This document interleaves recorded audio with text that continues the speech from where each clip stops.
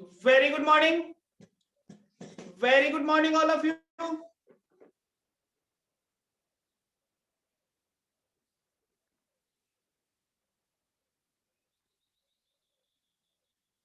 हाँ जी बेटा, कैसे हैं आप सभी?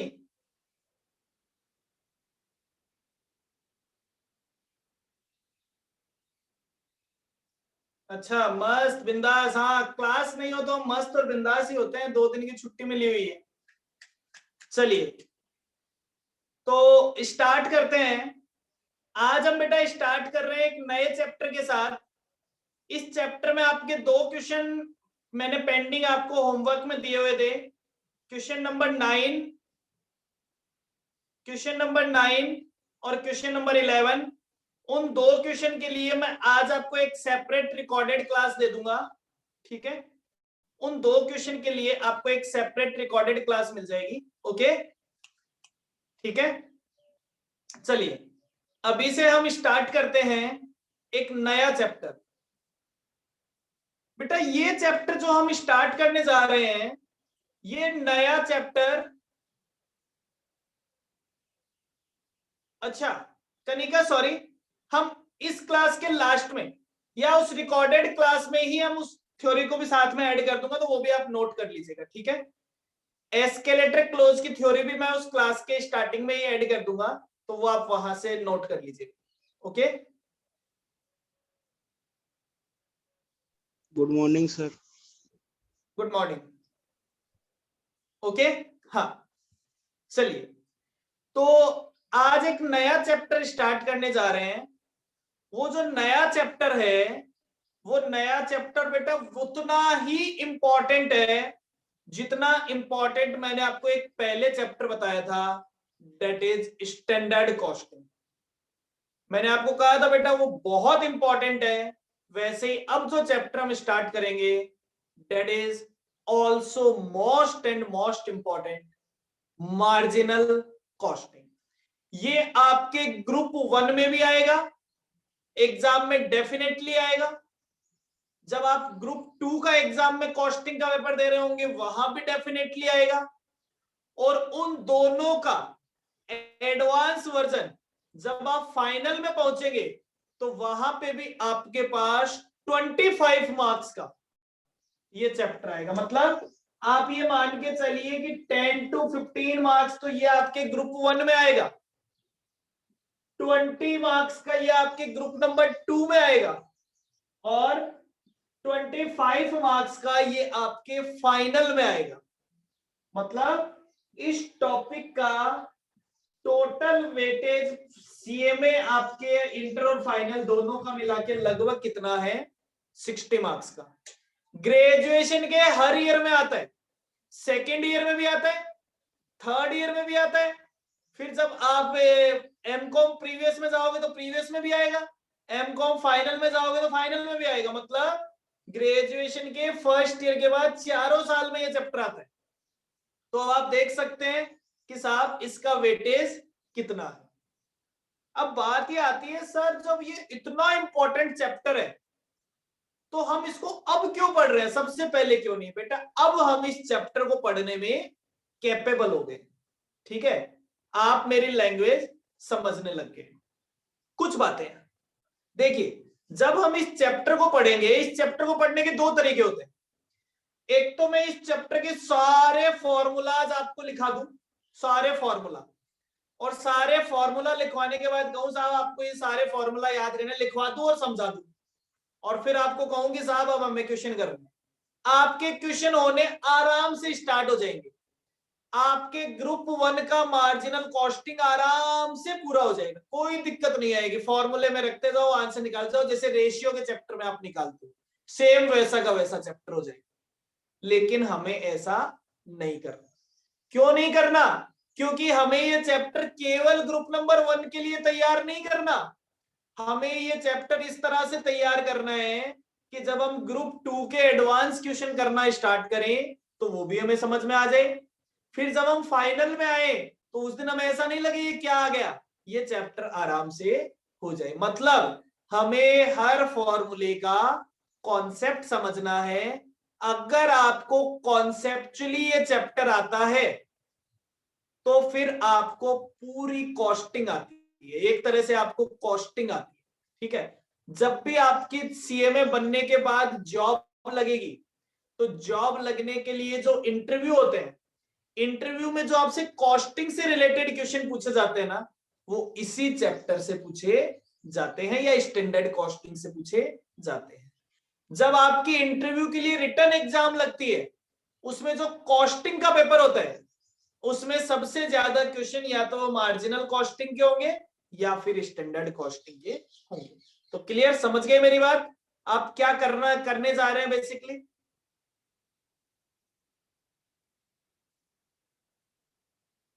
डन।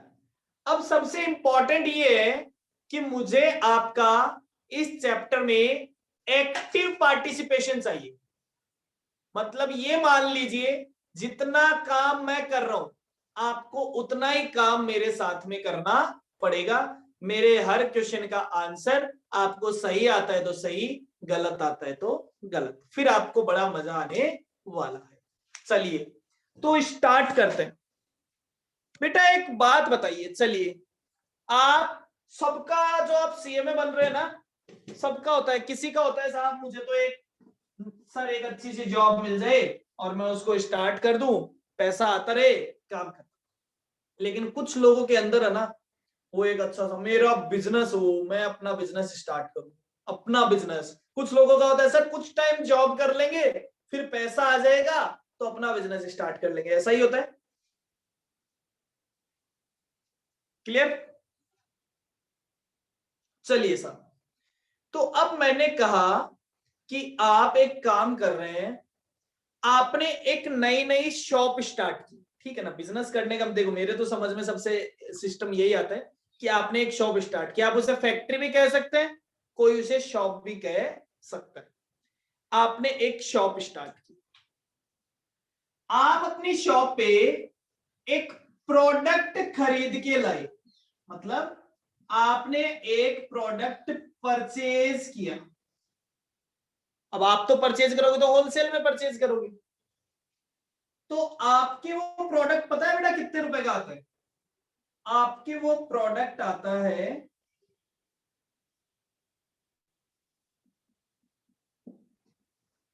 ₹3000 पर पीस, ₹3000 पर पीस। क्लियर है?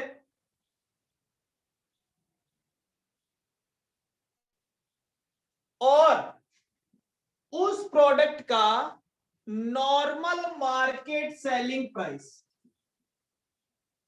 नॉर्मल मार्केट सेलिंग प्राइस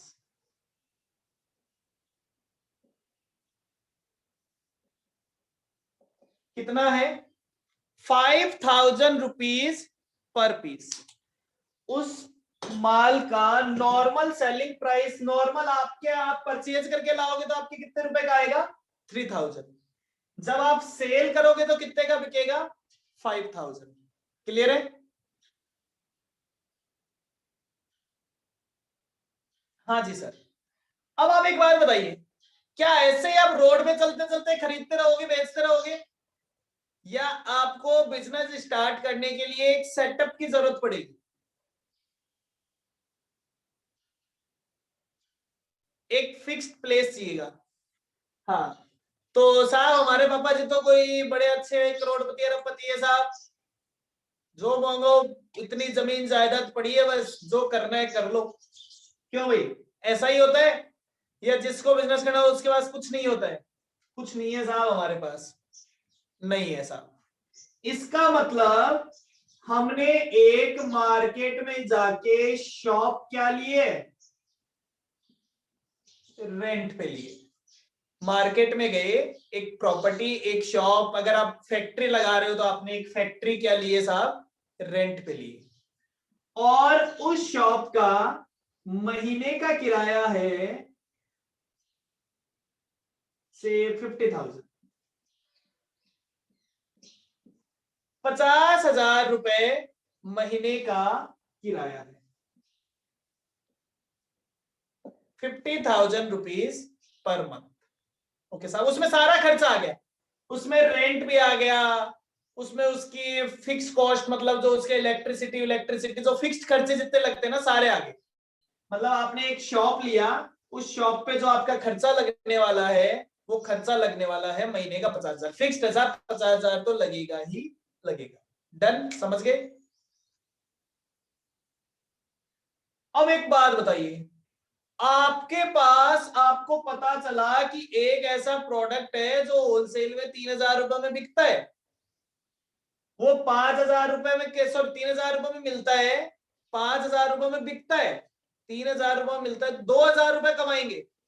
ठीक है, तो आपके पास एक कस्टमर आया, केवल एक पहला कस्टमर, आपने सोचा यार ये तो बड़ा अच्छा बिजनेस है, तो आपने उस कस्टमर के लिए एक जगह किराए पे ली, एक दुकान ओपन की, फिर एक यूनिट खरीद के लाए 3,000 रुपए में।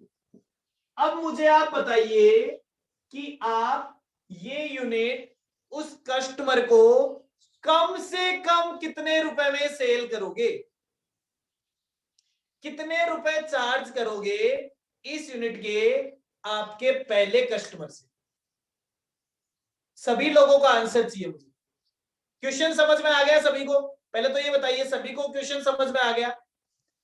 मेरे पास एक ऐसा, सुनिए, मेरे पास एक ऐसा प्रोडक्ट, मैं एक बार दोबारा रिवाइज कर, मेरे पास एक ऐसा प्रोडक्ट है जिसका मुझे पता है कि कहां पे मिलता है, वो मैं 3,000 रुपए में खरीद सकता हूं, वो नॉर्मली मार्केट में 5,000 रुपए उसका सेलिंग प्राइस है। अब उसको बेचने के लिए लेकिन मुझे एक दुकान किराए पे लेनी पड़ेगी, तो उसको बेचने के लिए मैंने एक 50,000 रुपए की दुकान किराए पे ली। अब मेरे पास जो पहला कस्टमर आता है, मैं उससे कम से कम कितने रुपए चार्ज करूंगा, ये मेरा क्वेश्चन।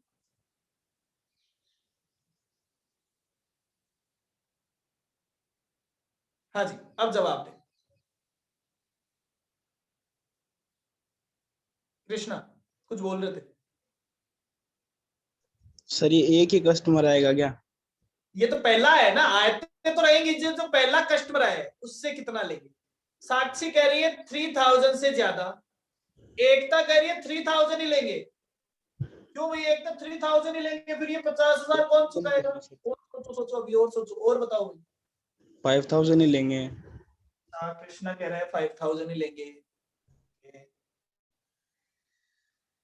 चंचल कह रही है सर 4,000 ले लेंगे, कनिका कह रही है 5,000।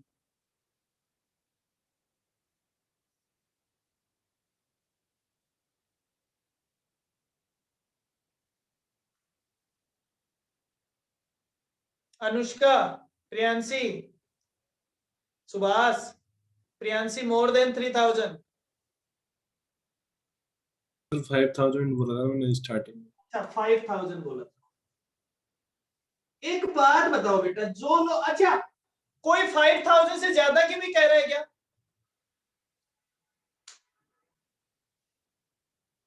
No sir. 5,000 से ज्यादा की तो कोई नहीं कह रहा। अब बात आती है 5,000, तो भाई एक बात बताओ, क्या ऐसा प्रोडक्ट मार्केट में दूसरे लोग भी बेचते होंगे या नहीं बेचते होंगे?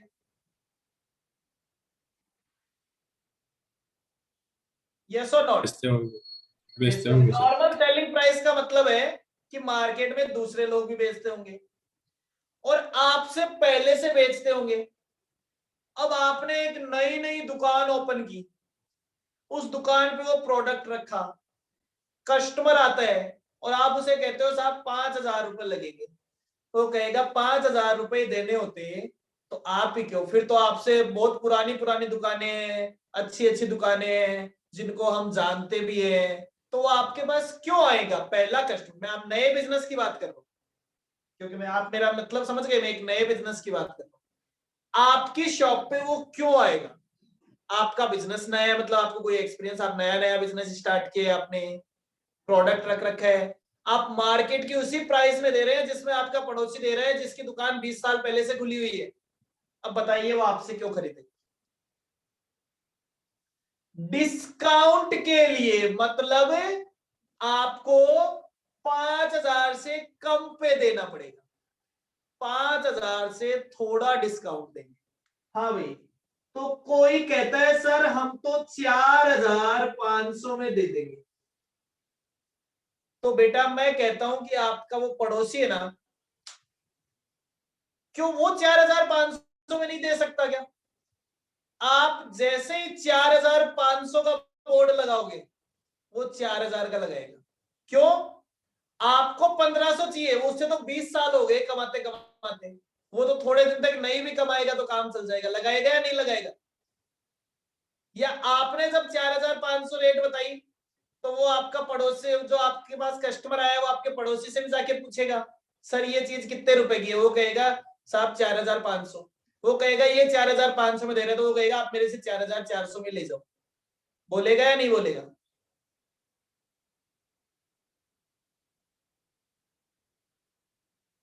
Yes sir. तो इसका मतलब तो आपके पास कस्टमर नहीं आया। अब कहते हैं सर 4000 बता दो, तो मैंने कहा वो 3900 बता देगा। सर 3500 बता दो, तो वो 3400 बता देगा। सर 3000 बता दो, तो क्या वो वाला 2900 बताएगा? मेरा पड़ोसी उसे 2900 बताएगा क्या? कॉस्ट से नीचे थोड़ा देगा सर। कॉस्ट से नीचे थोड़ी ना देगा, क्योंकि मेरे अगर 3000 का आता है तो वही होलसेल रेट तो सभी होलसेलर वालों के लिए सेम ही होती है, उसमें भी 3000।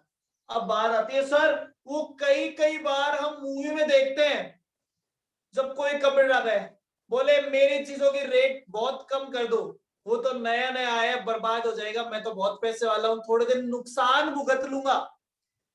लेकिन कितने दिन तक? थोड़े दिन तक।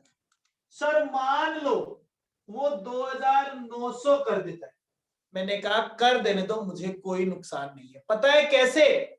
पता है कैसे?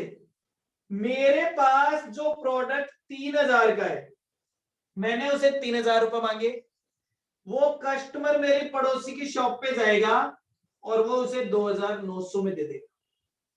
उसके पास तो बहुत पैसा है। सर मैं भी अगले दिन रेट कहां से कर दूं, कितनी कर दूंगा? 2900 रुपए। सर आप कैसे कर दोगे? आप वो पैसा कहां से लाओगे? आपको पहले तो 50,000 रुपए का किराया ही चुकाना है, आपके पास तो वो ही नहीं है। फिर हर आइटम पे 100 रुपए का नुकसान होगा, वो कहां से लाओगे? मैं कहता हूं बेटा मुझे कोई नुकसान नहीं होगा। क्यों नहीं होगा? अच्छा ये वाला जो मेरा पड़ोसी है वो कितने रुपए में खरीदता है? वो खरीदता है 3000 रुपए में और बेचता कितने में है? मेरा पड़ोसी खरीदता है 3000 में और बेचता कितने में है?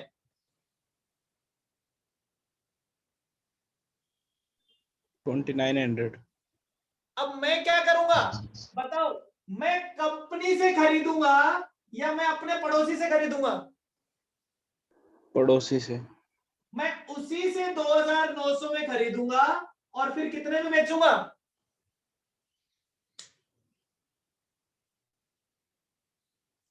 दो 2900 में खरीदा, 2900 में बेचा, मुझे कोई नुकसान हुआ क्या?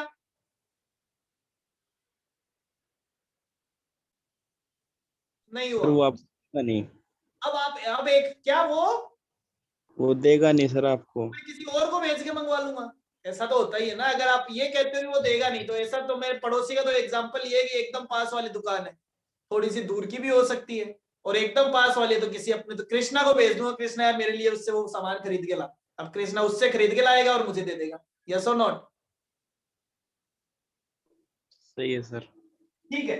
तो अब एक बात समझो, जो वो खुद बेच रहा है उसमें भी उसे 100 रुपए का नुकसान हो रहा है, और जो मैं बेच रहा हूं उसमें भी उसे नुकसान हो रहा है। क्लियर? तो थोड़े दिन बाद वो 2900 में बेचना क्या कर देगा?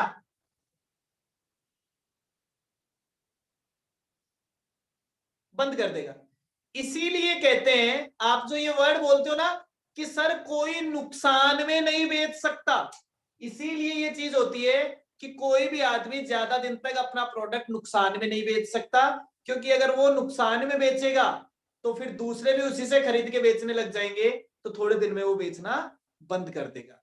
तो इसीलिए कोई भी आदमी ज्यादा दिन तक अपना प्रोडक्ट नुकसान में सेल नहीं कर सकता। इसका मतलब मिनिमम सेलिंग प्राइस, ये आदमी अपनी सेलिंग प्राइस कितनी रखेगा? 3000। तो इसका मतलब अगर कोई आदमी अपना नया बिजनेस स्टार्ट कर रहा है तो वो अपनी सेलिंग प्राइस कितनी रखेगा? 3000 इस प्रोडक्ट की। सर आप इस बात से क्या समझाना चाहते हो? बेटा अगर मैं 3000 रुपए में खरीदूंगा और 3000 रुपए में बेच दूंगा तो मैंने कितना प्रॉफिट कमाया?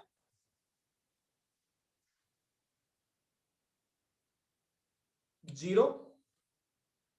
लेकिन मेरे जेब से जितना पैसा लगा, क्या मुझे उतना पैसा वापस मिल गया? Yes sir. इसका मतलब क्या आप ऐसा कह सकते हो कि मेरी जितनी भी वेरिएबल कॉस्ट लग रही है वो वेरिएबल कॉस्ट मुझे रिकवर हो रही है?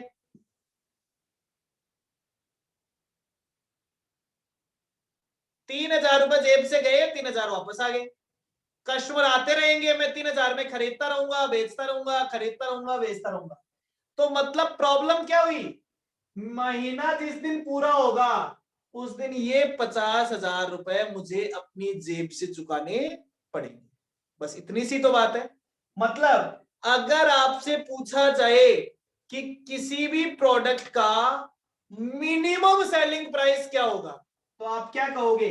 Variable cost of the product. तो किसी भी प्रोडक्ट को मिनिमम से मिनिमम कितने रुपए पे सेल करना चाहिए? मिनिमम से मिनिमम उसे उसकी वेरिएबल कॉस्ट पे सेल करना चाहिए। क्लियर?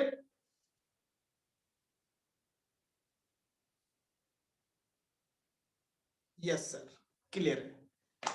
अब एक बात मुझे और आपसे पूछनी है साहब, पूरे साल तक अब ऐसे ही अगर मैं भी 3000 में बेच रहूंगा तो थोड़े दिन में मेरे मेरे अच्छे अच्छे कस्टमर मेरे भी बन जाएंगे। भाई आप अगर 3000 में बेचोगे तो थोड़े दिन में तो कुछ कस्टमर, पास वाला भी 3000 में बेचता है, आप भी 3000 में बेचते हो, थोड़े टाइम में तो आपकी शॉप भी पुरानी हो जाएगी और कुछ कस्टमर आपके भी कस्टमर तैयार हो जाएंगे। यस और नॉट? Yes sir. ठीक है। अच्छा ये बात बताओ, ये 50,000 कहां से आएंगे भाई? हर महीने ये 50,000 रुपए जो चाहिए ये कहां से आएंगे? घर से लगाने पड़ेंगे। घर से लगाने पड़ेंगे। अब साहब कृष्णा देख, हकीकत बात बताऊं क्या, मेरे घर वालों ने मेरे नाम पे कोई प्रॉपर्टी नहीं कर रखी, लोन ना ले लो। मेरे पास पर्सनल पैसे। जब देख मैं जब पढ़ाई पूरी किया तो मेरे पास ना तो मेरी जेब में पैसे थे, क्योंकि जब तक पढ़ते हैं तब तक पैसे चाहिए होते हैं तो घर से ले जाते हैं। आज भी तुझे भी चाहिए होगा तू ले जाएगा, लाके वापस दे देता है जो नहीं होता। नहीं होगा तो भाई 5, 10, 20,000, 50,000 रुपए इकट्ठे किए होंगे पॉकेट मनी में से बचे हुए, एक महीने में वो तो खत्म हो गए। अब क्या करेगा? कहां से आएंगे ये पैसे? हर महीने 50,000 रुपए चाहिए। लोन, साक्षी लोन लेने के लिए आपके पास कोई असेट होनी चाहिए तब आपको लोन मिलता है। यस और नॉट? आप लोन लेने बैंक में जाते हो तो वो सबसे पहले कहते हैं साहब असेट दिखाओ, प्रॉपर्टी के पेपर लाओ, तब आपको लोन देंगे। ऐसा ही होता है ना?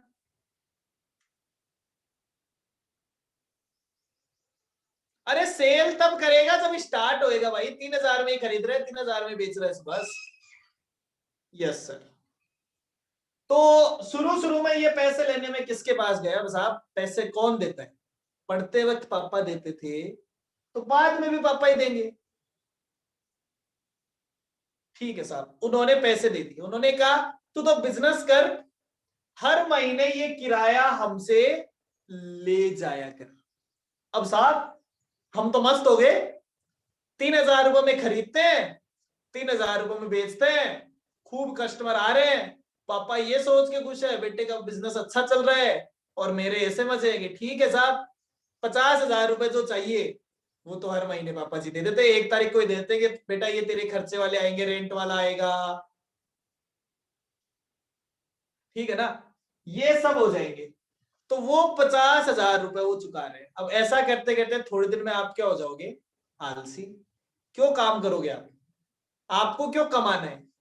तो पता है अपने जो पापा होते हैं वो बहुत समझदार होते हैं, वो पता है उन्होंने क्या दुनिया देखी होती है, वो ऐसे ही कहते हैं बेटा मैंने दुनिया देखी है। तो 1 साल बाद आफ्टर 1 ईयर, मान लो मैं मन से लिख रहा हूं, आफ्टर 1 ईयर, 1 साल बाद उन्होंने वो आए, लास्ट महीने उन्होंने कहा ये ले, इस महीने का ये 50,000 तुझे दे दिया, अब तेरी दुकान चलती है, तू जाने तेरा काम जाने, अगले महीने का किराया लेने मेरे पास मत आना। अब क्या करोगे भैया, बताओ क्या करोगे? रेट बढ़ा देंगे सर। रेट बढ़ानी पड़ेगी, आपके पास कोई ऑप्शन है ही नहीं। और अब तो आपकी दुकान सेट भी हो गई, जम भी गई, तो ठीक है सर। लेकिन एक प्रॉब्लम और होती है, थोड़े दिन तक पता है लोग क्या करते हैं, थोड़े दिन तक पता है लोग क्या करते हैं, थोड़े दिन तक तो लोग एक काम करते हैं, मैं अपने दोस्त से पैसे ले आया, अब आलसी जो हो जाता है उससे जल्दी से काम नहीं होता, 1 महीने इस दोस्त से ले आया 50,000, 1 महीने, महीने 2 महीने और निकल गए, लोगों से उधार भी, अब कहीं से पैसा नहीं है, तो अब आपको लगता है अब तो कुछ नहीं, काम करना पड़ेगा, तो आपने भी क्या कर दी, आपने भी रेट कर दिया नॉर्मल मार्केट वाला, कि क्या रेट कर दिया आपने भी, 5,000 रुपए, ठीक है सर, नॉर्मल मार्केट की रेट, क्योंकि ऐसा तो हम मन से मान नहीं सकते, कोई कहेगा 4,500, कोई कहेगा 4,700, कोई कहेगा 4,200, वो कोई लॉजिक नहीं, हमने भी हमारी रेट कर दी मार्केट वाली। अब जैसे मार्केट वाली रेट करेंगे वो ग्राहक वापस से थोड़े क्या हो जाएंगे, कुछ ग्राहक जो केवल रेट की वजह से आते थे वो ग्राहक अब हट जाएंगे, लेकिन कुछ ग्राहक आपके फिक्स्ड ग्राहक हो जाते हैं कि मार्केट में भी उसी रेट पे मिल रहा है और आप भी उसी रेट पे दे रहे हो, तो वो आपसे खरीदेंगे। क्लियर?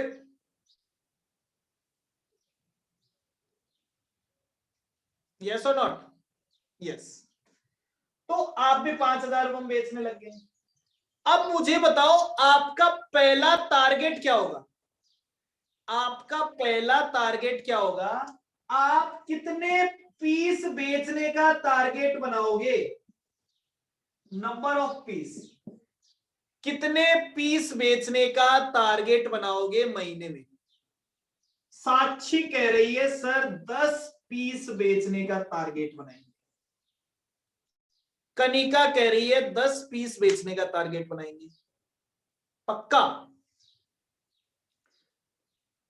एकता भी कह रही है सर 10 पीस बेचने का टारगेट बनाएंगे, सोच लो दोबारा, सोच लो दोबारा। सर 12। अच्छा, कृष्णा कह रहा है 12, सोच लो दोबारा, तो कृष्णा कह रहा है 12। सर और 10 कोई? में मोस्टली रिकवर होगी फिर से। हाँ सर 10 में तो सर वो 50,000 रिकवर हो जाएंगे अच्छा, प्रॉफिट। 10 में तो वो 50,000 रिकवर होंगे, फिर 2 से तेरी कमाई खर्चे ऐश हैं। प्रॉफिट तो चाहिए। कनिका ने अपना आंसर चेंज कर दिया 25। और कोई?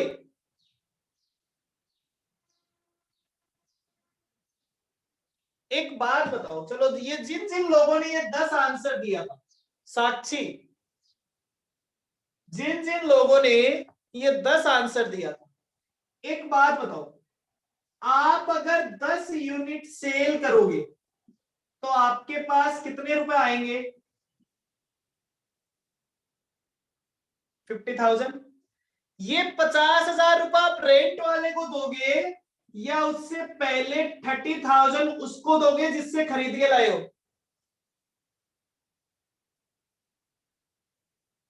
हाँ भाई, जिससे खरीद के लाए। तो आपके पास ये तो आ गई हमारी सेल वैल्यू, ये आ गई हमारी कॉस्ट, तो हमारे पास तो केवल कितने रुपए बचे, हमारे पास तो केवल 20,000 रुपीज बचे। तो क्या 20,000 से महीने वाले दिन आपका किराया पे हो जाएगा क्या?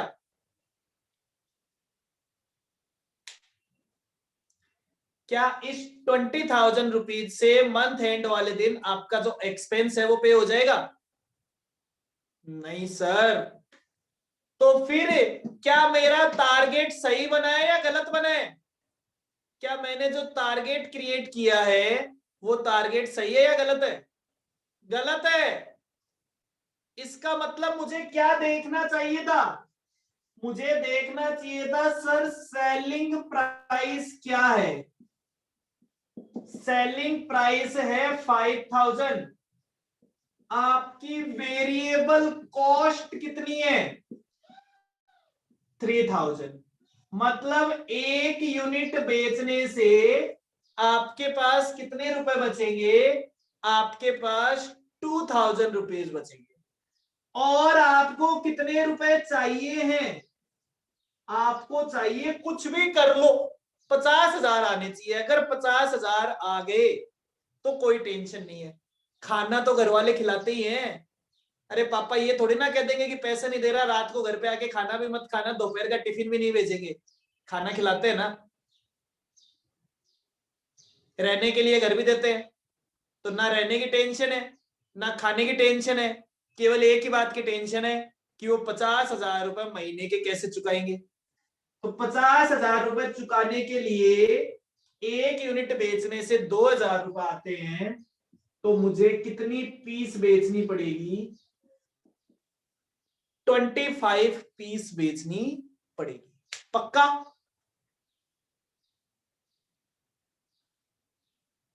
अगर मैं 25 पीस बेच देता हूं तो क्या मेरी सारी की सारी वेरिएबल कॉस्ट पे हो गई?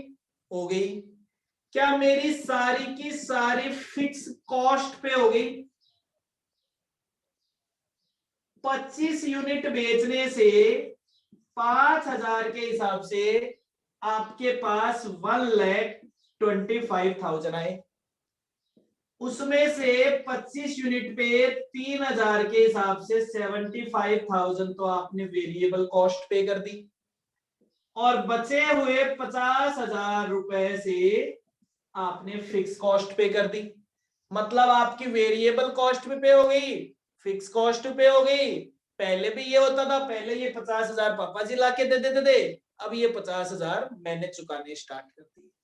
पक्का? क्लियर?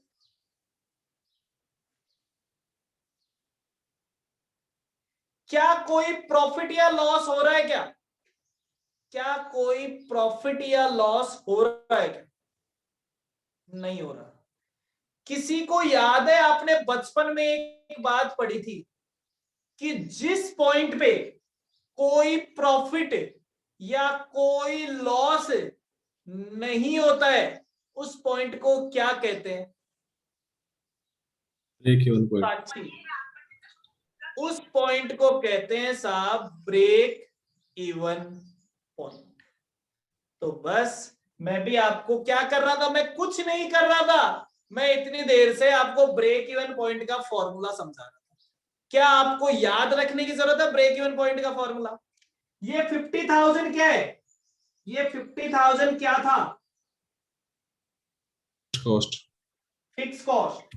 ये 2,000 क्या है? इसको तो कोई नाम ही नहीं दिया हमने। क्या मैं इसको नाम प्रॉफिट दूं? Expected profit. क्या इस 2,000 को प्रॉफिट नाम दे क्या? कंट्रीब्यूशन। चंचल कह रही नहीं, साक्षी कह रही है हाँ सर। साक्षी प्रॉफिट बोल दे तो फिर तो 25 यूनिट बेचने से 50,000 का प्रॉफिट हो गया। आप तो कह रहे हो no profit no loss.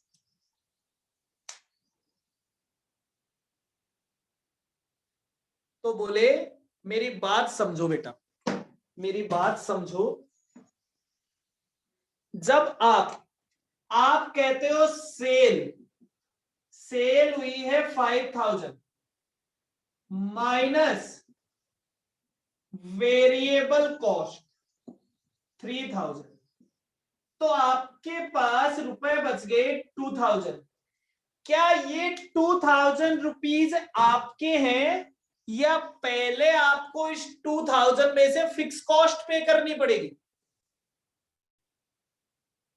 Fixed cost पे करनी पड़ेगी। फिक्स कॉस्ट पे करनी पड़ेगी। मतलब ये जो पैसा आएगा ये पहले तो जाएगा फिक्स कॉस्ट में, और फिक्स कॉस्ट के बाद अगर कुछ बच जाता है तो ये किस में जाएगा? प्रॉफिट में। मतलब ये जो 2000 का प्रॉफिट है, ये 2000 का प्रॉफिट पहले तो कंट्रीब्यूट करता है फिक्स कॉस्ट में, और उसके बाद में फिक्स कॉस्ट जब पूरी रिकवर हो जाती है, आपने 50 यूनिट सेल कर दी, पूरे 50,000 आ गए, उसके बाद में अगर आप और सेल करते हो तो अब जो 2000 रुपए आपके पास बचेंगे वो क्या होता जाएगा? प्रॉफिट। तो इसका मतलब इसको नाम क्या दे देते हैं? इसको नाम दे देते हैं कंट्रीब्यूशन। इसको कहते हैं साहब कंट्रीब्यूशन। तो कंट्रीब्यूशन का मतलब क्या है कि साहब 5,000 रुपए में बेचा, 3,000 तो तुरंत लग गए, कितने बचे? 2,000। ये 2,000 रुपए कंट्रीब्यूशन है, ये पहले जाएगा फिक्स कॉस्ट में, और जब सारी फिक्स कॉस्ट कंट्रीब्यूट हो जाएगी तो उसके बाद में कहां पे आएगा? प्रॉफिट में। तो समझ गए, सेल माइनस वेरिएबल कॉस्ट, तो हमारे पास क्या आता है? कंट्रीब्यूशन। तो अगर आपसे ब्रेक इवन पॉइंट का फॉर्मूला पूछा जाए तो आप क्या कहोगे? Break even point. Break even point का मतलब क्या हुआ? Fix cost divided by contribution per unit. Contribution per unit. तो क्या मैं ऐसा कह सकता हूं कि 50,000 रुपीज डिवाइडेड बाय रुपीज 2,000, तो जो ब्रेक इवन पॉइंट आ गया वो आ गया 25 यूनिट। इसका मतलब ये फॉर्मूला किस चीज का है? ये है break even point in units का। मतलब ये आपको बताएगा कि आप कितनी यूनिट सेल करो जिससे कि आपका जो नो प्रॉफिट नो लॉस वाली सिचुएशन पे आ जाए। क्लियर?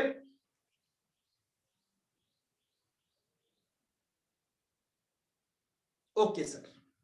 अब एक छोटी सी बात और पूछना चाहता हूं, बहुत छोटी सी, इसको हटा देते हैं, लिखेंगे दोबारा से, केवल समझने का काम है, लिखने का काम तो 10 मिनट का होता है, अपन सारी चीजें लिख लेंगे।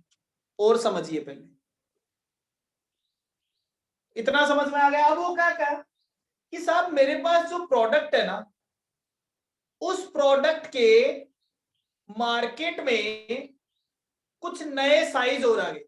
मतलब एक साइज आ गया जिसका प्राइस था 2,500 रुपए साइज, एक आ गया जिसका साइज पहले से था 5,000 रुपए, और एक साइज आ गया जिसका साइज था 10,000 रुपए। तीन अलग अलग साइज के आ गए। अब कॉस्ट तो वैसे ही है, अगर 5,000 रुपए वाले की कॉस्ट 3,000 है तो इसकी कॉस्ट 1,500 है मान लो, और इसकी कॉस्ट मेरे लिए है 6,000। प्रॉफिट का रेट मैंने कह दिया सब में सेम है। ये हो गया सेल प्राइस, ये हो गया कॉस्ट। आपकी फिक्स कॉस्ट थी साहब 50,000। अब आपने तो एक टारगेट सेट कर रखा था, क्योंकि आप अभी तक क्या बेचते थे? ये वाला बेचते थे।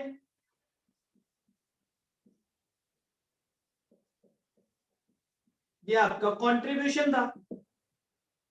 तो आप तो क्या टारगेट सेट कर रखा था कि साहब 50,000 डिवाइडेड बाय 2,000, मतलब आपकी शॉप पे जो एम्प्लॉइज थे, या आपका जो टारगेट था वो एक ही टारगेट होता था। आप अपने एम्प्लॉय, आपका जो मैनेजर था, आप उसे एक ही बात कहते थे कि कुछ भी करके 25 यूनिट सेल करनी। अब एक बात बताओ साहब, आपका मैनेजर कौन सी वाली 25 यूनिट सबसे जल्दी सेल करेगा? आपने उसे कहे अगर तूने पूरे महीने में 25 यूनिट नहीं बेची तो मैं तुझे जॉब से निकाल दूंगा। जिसकी सेलिंग प्राइस ज्यादा हो। जिसकी सेलिंग प्राइस ज्यादा हो वो वाली बेचेगा, जिसकी सेलिंग प्राइस सबसे कम हो वो वाली बेचेगा।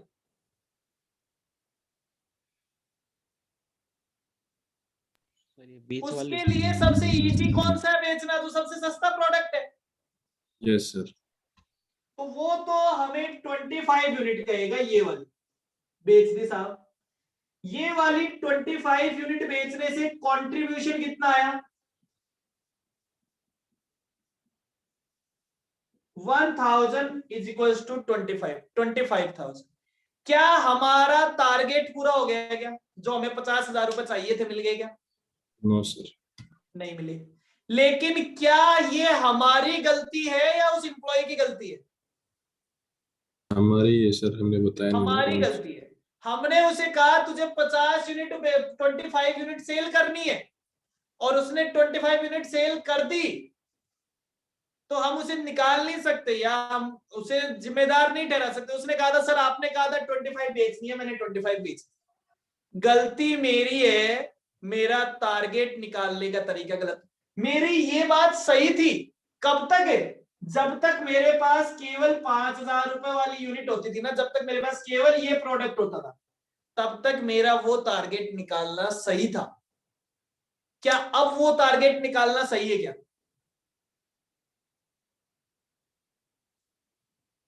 नहीं है ना।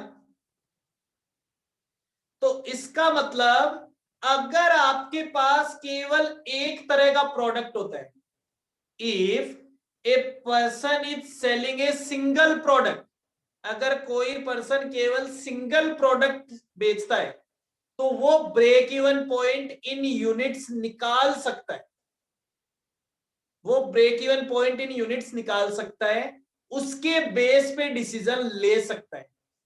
लेकिन अगर कोई मल्टीपल प्रोडक्ट सेल करता है, if there is a multiple product, अगर प्रोडक्ट एक से ज्यादा हो, तो फिर ब्रेक इवन पॉइंट आपके लिए इन यूनिट्स में निकालना सही नहीं होता। तो अब मैं क्या कहूंगा? मैं कहता हूं यार ये तो प्रॉब्लम हो गई। कैसे प्रॉब्लम हो गई यार, क्या बताएं, कैसे समझाएं?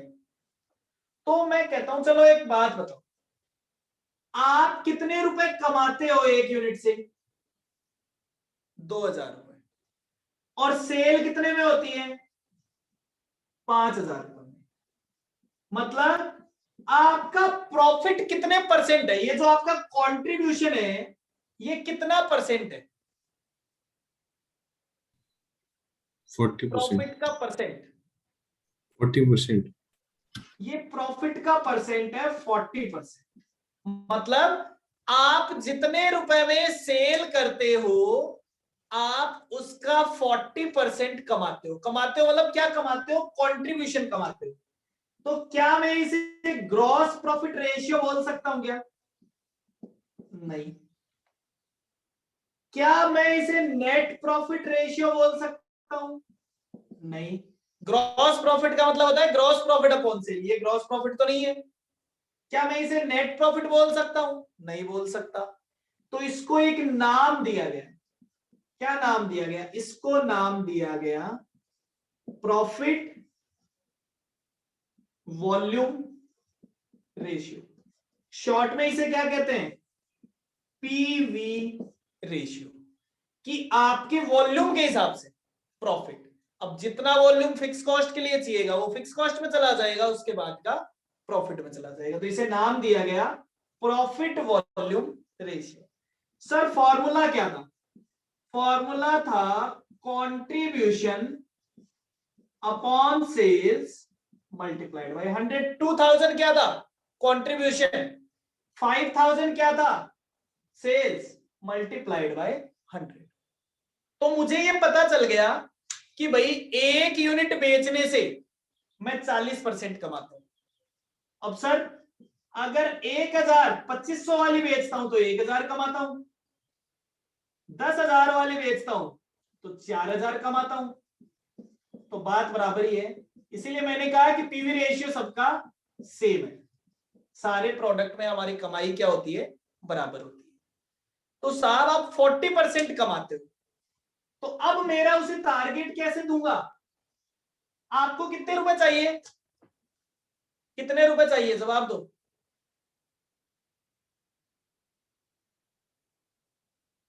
महीने वाले दिन आपके पास कितने रुपए होने चाहिए? 50,000। और ये 50,000 100% पैसा होना चाहिए या 40% होना चाहिए? अगर टोटल सेल ही 50,000 हुई तो उससे तो कोई फायदा ही नहीं निकला।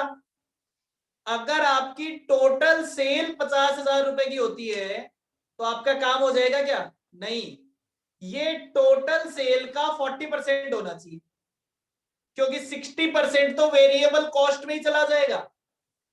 60% पैसा तो कॉस्ट में ही चला जाएगा। आपके पास कंट्रीब्यूशन कितना बचता है? कंट्रीब्यूशन बचता है 40%। कंट्रीब्यूशन बचता है 40%।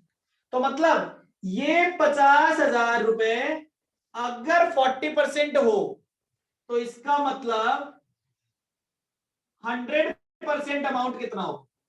अगर ये 50,000 40% है तो 100% कितना होगा?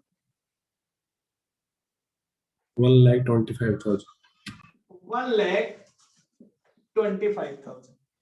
तो एक बात बताओ, अब मैं अपने एम्प्लॉय को अगर ये कहता हूं कि भैया आपको 25 यूनिट नहीं बेचनी, आपको टोटल सेल करनी है 1,25,000 की, चाहे आप 5,000 वाली बेचें, चाहे आप 2,500 वाली बेचें, चाहे आप 10,000 वाली बेचें, अगर वो मुझे सेल करके दे देता है 1,25,000 की, तो क्या पक्की बात है मेरे पास 50,000 रुपए होंगे?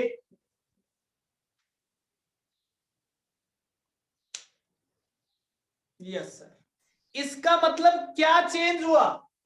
देखो क्या चेंज हुआ, चेंज हो गया 50,000। तो ये तो पहले भी था, फिक्स कॉस्ट तो पहले भी था, डिवाइडेड बाय, आप पहले डिवाइड करते थे 2,000 से, तो आप यहां लिखते थे कंट्रीब्यूशन पर यूनिट। अभी भी आप क्या लिख रहे हो? 50,000। अब आप डिवाइड किससे कर रहे हो? 40% से। तो मैंने क्या कहा? Fix cost divided bye PV ratio, fix cost divided bye PV ratio. तो इसका जो आंसर आएगा वो किस में आएगा? इसका आंसर आएगा, वो आएगा यूनिट में, और इसका आंसर जो आएगा वो किस में आएगा? वैल्यू में। क्लियर? ये कहां पे काम आता है? ये सिंगल प्रोडक्ट के लिए काम आता है। ये कहां पे काम आता है? ये मल्टीपल प्रोडक्ट के लिए काम आता है। ओके, समझ गए मेरी बात? तो बस कुछ चेंज नहीं हुआ साहब, बहुत छोटा सा काम था। यहां मैंने प्रॉफिट से डिवाइड कर दिया और यहां प्रॉफिट के परसेंटेज से डिवाइड कर दिया। चलिए, तो अब आपको थोड़ी सी बातें मेरे साथ नोट करनी है, ठीक है? थोड़ा सा नोटिंग का काम करेंगे, कॉपी में आपको थोड़ा सा नोट करना है। हेडिंग लगाएं,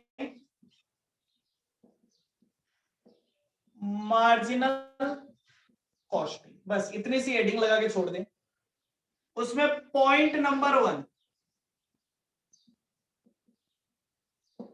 मार्जिनल कॉस्ट शीट। सर ये क्या है? मैंने कहा ये हमने अभी अभी देखा था।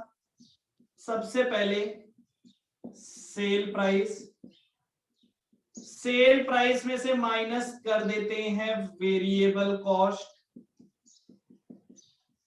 तो ये आ जाता है कंट्रीब्यूशन। कंट्रीब्यूशन में से माइनस कर देंगे फिक्स कॉस्ट,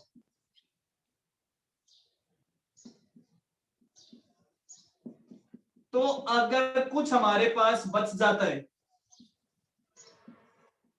तो वो हमारा आ जाता है प्रॉफिट। ये हो गया पहला फॉर्मूला। फिर फॉर्मूला नंबर 2, कभी भी आपसे पूछा जाए कि मिनिमम सेलिंग प्राइस क्या होगा, तो आप हमेशा बोलेंगे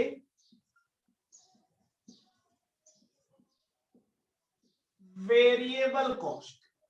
मिनिमम सेलिंग प्राइस हमने क्लियर कर लिया है, समझ लिया है। Minimum selling price is equals to variable cost. Formula number 3,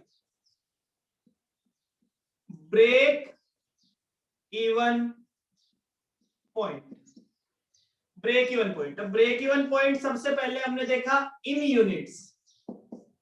in units का फॉर्मूला क्या है? इन यूनिट्स का फॉर्मूला है फिक्स कॉस्ट डिवाइडेड बाय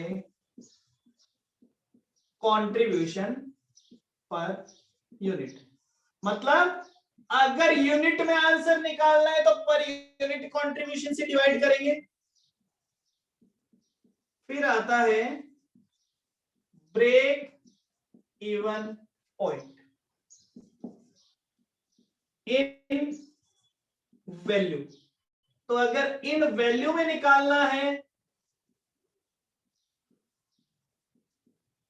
तो पीवी रेशियो से। पीवी रेशियो मतलब वैल्यू में निकालना है तो पीवी रेशियो, और यूनिट में निकालना है तो कंट्रीब्यूशन पे। ये हर जगह याद रखना, जहां भी यूनिट की बात होगी वहां पे कंट्रीब्यूशन पर यूनिट आएगा, जहां भी वैल्यू की बात होगी वहां पे पीवी रेशियो आएगा, चाहे ये फॉर्मूला है चाहे और कोई formula. Formula number 5, PV ratio. PV ratio का फॉर्मूला क्या हुआ? Contribution upon sales multiplied by 100। तो अभी तक आज हमने ये 5 फॉर्मूला पढ़े हैं। मैं तो कहता हूं हमने फॉर्मूला एक भी नहीं पढ़ा, हमने तो केवल सिचुएशन समझी है, हमारे खुद के डिसीजन थे, मैंने अपने मन से नहीं लिए। मेरे भी वही होते, आपके भी वही होते। आपके पापा मान लीजिए कोई बिल्कुल पढ़े लिखे नहीं है, मान लीजिए नहीं है, वो भी अगर शॉप चलाते हैं तो वो इन्हीं डिसीजंस को फॉलो करते हैं। मेरे घर वाले भी इन्हीं डिसीजंस को फॉलो करते हैं। कोई भी शॉप करने वाला या बिजनेस करने वाला इसी चीज को फॉलो करता है, चाहे उसको ये नहीं पता हो कि वेरिएबल कॉस्ट क्या होती है, उसे ये पता है एक यूनिट खरीदने के लिए मेरे जेब से कितने पैसे लगते हैं, वेरिएबल कॉस्ट पता है ना उसे महीने का किराया कितना चुकाना है, फिक्स कॉस्ट। अब उसे ये नहीं पता हो ये फिक्स कॉस्ट है क्या, उसे ये पता है इतने रुपए चुकाने। डन।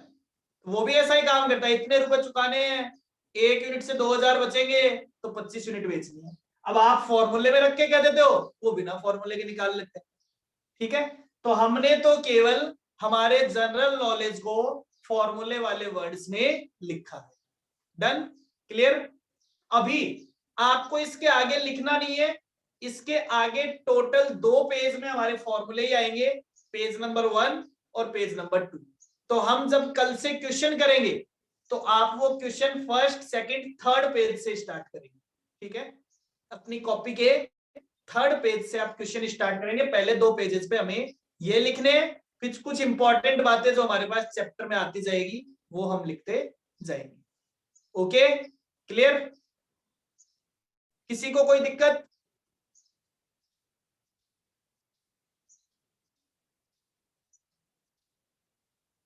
नहीं, चलिए। तो सभी लोग 10:35 पे रिज्वाइन करेंगे आफ्टर 5 मिनट्स। 10:35 पे रिज्वाइन करेंगे after 5 minutes. Okay, for cost FA class. ठीक है।